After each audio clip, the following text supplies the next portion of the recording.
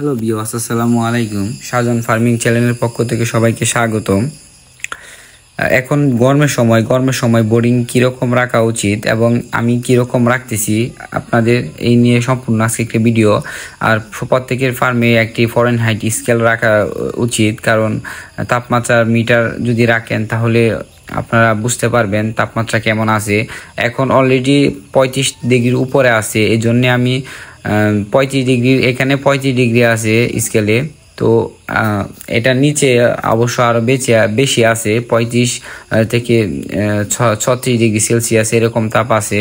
তো এখন যদি আমি বুটা জ্বালাই তাহলে এটার নিচে যেমন তাপটা দাঁড়াবে 40 ডিগ্রি, 38 ডিগ্রি, এরকম 39 ডিগ্রি, 42 ডিগ্রি হয়ে যেতে পারে। এই জন্য মোরগ এমনি হাঁপাইতেছে। একদিনের বয়সের বাচ্চা, তাও আমার লাইট অফ, কারণ এত গরমের মধ্যে লাইট দিতে হয় না। আর আপনাদের অবশ্যই খেয়াল রাখতে হবে মুরগির অতিরিক্ত যখন তাপ থাকবে তখন আর গরমের সময় দিনের বেলা লাইট অফ করে রাখলে ভালো। রাত্রে দিতে পারেন, সমস্যা নাই, রাত্রে গরম বেশি থাকলেও রাত্রে দিতে পারেন। এটা আরেকটা এটা জুলাইয়ে রাখছি, এটার মধ্যেও 35 ডিগ্রি সেলসিয়াস তাপমাত্রা। তো দুই পাশে রাখছি আমি খামারের। তো গরমের সময় আপনারা সব সময় মুরগিকে একটু বড় জায়গায় দেওয়ার চেষ্টা করবেন। আর এখানে আমি 600 ওয়াট ব্যবহার করছিলাম, পরে একটু কমাই দিছি 400 ওয়াট, 200 400। আর বুটারে 200 পাওয়ারের লাইট থেকে মূলত 100 পাওয়ার দিলে ভালো বেশি গরমের সময়। আর শীতের সময় 200 পাওয়ারের কোনো বিকল্প নাই, 200 ওয়াটের বাল্ব ব্যবহার করবেন।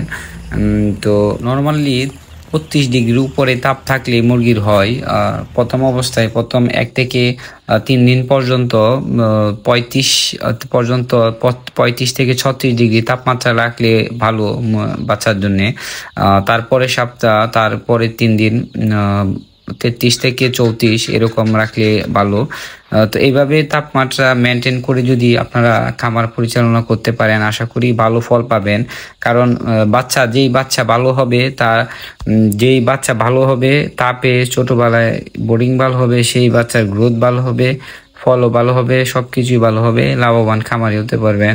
এই জন্যই বোর্ডিংটা ভালোভাবে করবেন, যাতে বোর্ডিংয়ে সবসময় পর্যাপ্ত তাপ পায়। আর যদি পর্যাপ্ত তাপ না পায় তাহলে কিছু বাচ্চার কিডনি সমস্যা হবে, কিছু বাচ্চা পরে নাভি না শুকানোর কারণে দেখা গেছে 7-8 দিন পরে অনেক বাচ্চা মারা যাবে, অনেক বাচ্চা। এই জন্যে ভালো করে বোর্ডিংটা করতে হবে। আমি এইভাবে রাখছি, এখন 600 বাচ্চা করে রাখছি, নিয়ত ছিল 500 বাচ্চা করে রাখবো, এখন একটু জাম হয়ে গেছে।